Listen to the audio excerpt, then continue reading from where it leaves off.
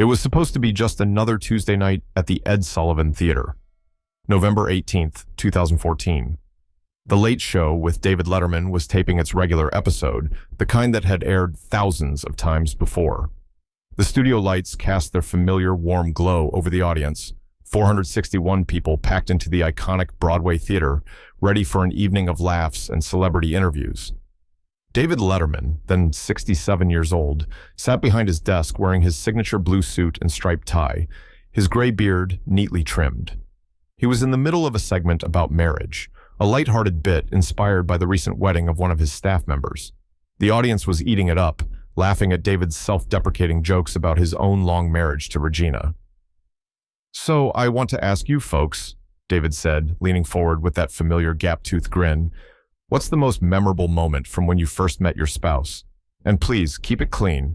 This is a family show." He paused for effect. "Well, it's supposed to be." The audience laughed. Paul Schaffer and the CBS orchestra played a playful riff. Everything was going exactly as planned. This was comfort television at its finest, predictable, warm, safe. Several audience members raised their hands, eager to share their sweet stories. David pointed to a young couple in the third row. The husband stood up and told a charming story about spilling coffee on his future wife at a bookstore. Everyone chuckled. David made a joke about pickup lines involving hot beverages. The segment was rolling along perfectly. Then David's eyes landed on a woman sitting alone in the seventh row, left side. She had her hand raised, but there was something different about her posture. She wasn't bouncing in her seat or grinning widely like the others. She sat perfectly still, her hand raised with quiet dignity. "Yes, ma'am," David said, pointing to her. "The lady in the blue cardigan. Tell us your story." The woman stood slowly. The camera operators instinctively zoomed in. What they captured was a woman who looked every bit her 71 years. Silver hair pulled back in a neat bun, reading glasses hanging from a chain around her neck, wearing a powder blue cardigan over a simple white blouse. Her name was Ruth Morrison, though no one in the studio knew that yet. "Thank you, David," she said, her voice steady but soft. "My name is Ruth. My husband Harold and I met 52 years ago in a hospital cafeteria." "A hospital cafeteria," David interjected with mock horror. "That's romantic. What was on the menu that day? Jell-O and regret?" The audience laughed. Ruth smiled politely, but she didn't laugh. Something about her expression made David pause. The comedy instinct in him sensed a shift in tone, the way a sailor senses a change in wind. "He was a medical resident," Ruth continued, her voice still controlled. "I was a nursing student. He accidentally took my tray, thinking it was his. When he realized his mistake, he said, 'I'm so sorry. Can I buy you another lunch to make up for it?' I said, 'You just took my lunch. You can't buy me lunch with my own money.'" The audience chuckled. David grinned. "Smart woman. So did he buy you lunch?" "He did," Ruth said. "He bought me lunch that day, and then he bought me dinner that weekend. And then—" Her voice caught, just slightly, but enough for David to hear it. "And then he spent the next 52 years making sure I never went hungry." The smile on David's face softened. Paul Schaffer stopped playing. The audience was still smiling, but something was happening in the room. The emotional temperature was changing. "That's beautiful," David said, his tone gentler now. 52 years is remarkable. You must have some stories." Ruth nodded.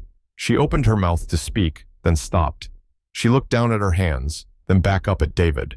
When she spoke again, her voice was quieter, but every single person in that theater heard every word. "Harold died 3 weeks ago." The studio fell completely silent. David's face went blank for a moment, the way it does when the brain is processing information it wasn't prepared to receive. The camera stayed on Ruth, and what it captured was a woman holding herself together with every ounce of strength she had. "I'm so sorry," David said quietly.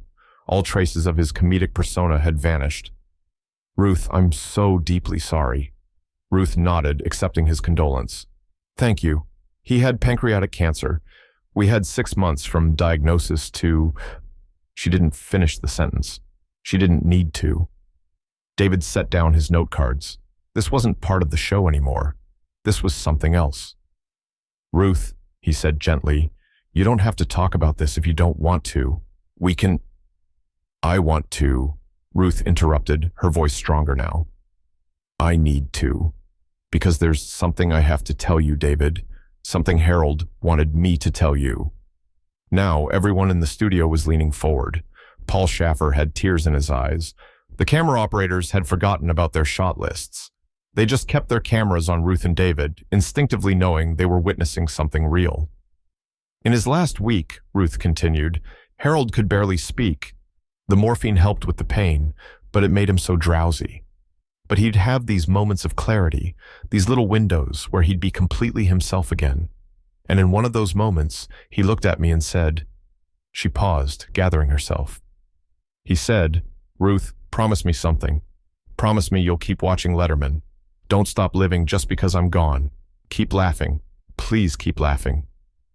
David Letterman, a man who had interviewed presidents and movie stars, a man who had hosted over 6,000 episodes of television, a man famous for his emotional distance and ironic detachment, felt tears forming in his eyes. And so, Ruth said, her voice breaking now, I'm here tonight because I promised him. I bought these tickets 6 months ago, before we knew he was sick. We were supposed to come together. He loved your show, David. For 33 years, we watched you together almost every night. It was our ritual, dinner, dishes, then Letterman. She reached into her purse and pulled out 2 ticket stubs. She held them up for everyone to see. I brought both tickets, she said, because even though he's not here, I wanted to keep our date. That's when David stood up. He didn't ask permission from the producers. He didn't make a joke to break the tension. He simply walked out from behind his desk, crossed the stage, and walked down the steps into the audience. The cameras followed him, but barely. The operators were wiping their own eyes. David made his way to the 7th row. Ruth watched him approach, tears now streaming freely down her face. When David reached her, he took both of her hands in his. Ruth, he said, and his voice was thick with emotion, I am so honored that you're here, and I want you to know that Harold is here too. He's here because you brought him. That's what love does. It doesn't end. Then, David Letterman did something he had never done in 33 years of late-night television. He pulled Ruth Morrison into a long, genuine embrace, right there in the middle of the audience, and he held her while she cried. And the entire studio, audience members, band members, crew members, they all cried with her. When they finally separated, David kept holding Ruth's hand. He looked up at the cameras. Ladies and gentlemen, he said, we're going to take a commercial break.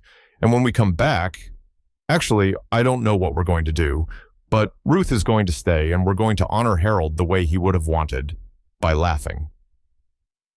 During the commercial break, David sat in the empty seat next to Ruth.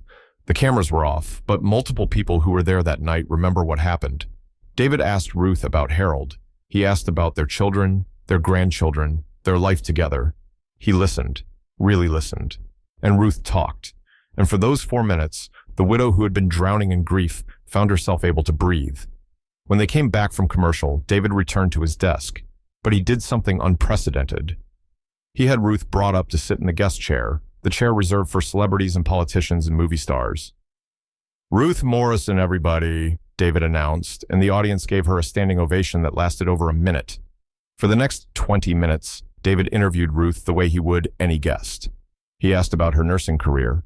He asked about her children. He asked about Harold's work as a cardiologist, about their travels, about their favorite memories.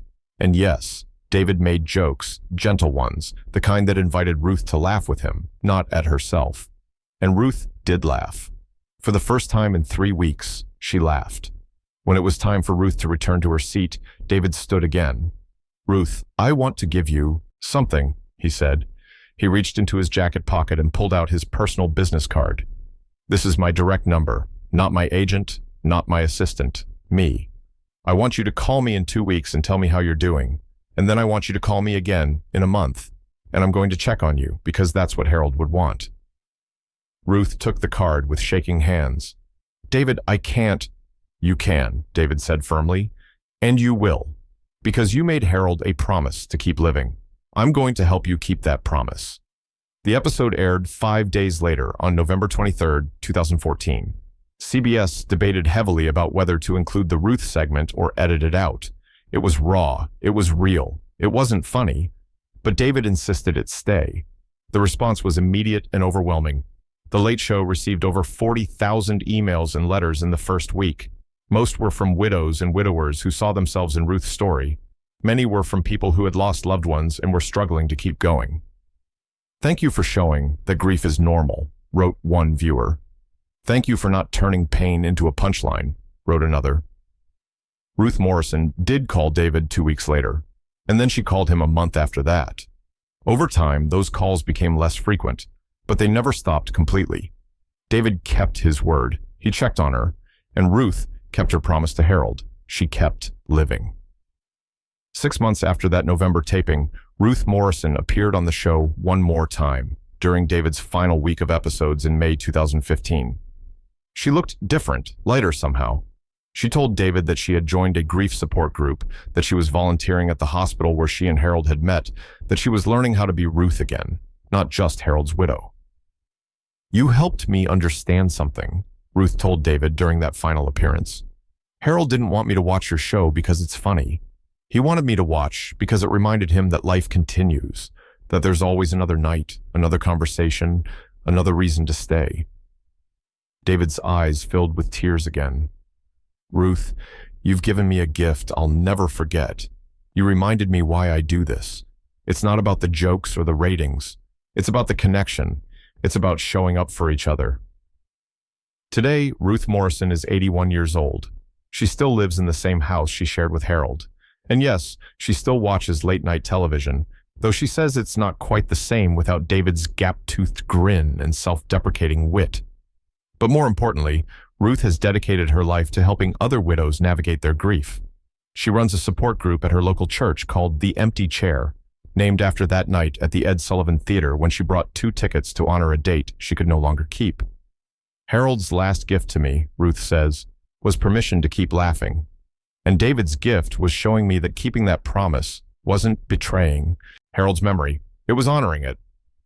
The segment of Ruth Morrison on The Late Show has been viewed over 95 million times across various platforms, but the real impact isn't measured in views. It's measured in the thousands of people who decided to keep their own promises, to keep showing up, to keep living, even when loss made it feel impossible. David Letterman asked a simple question about meeting spouses that November night in 2014.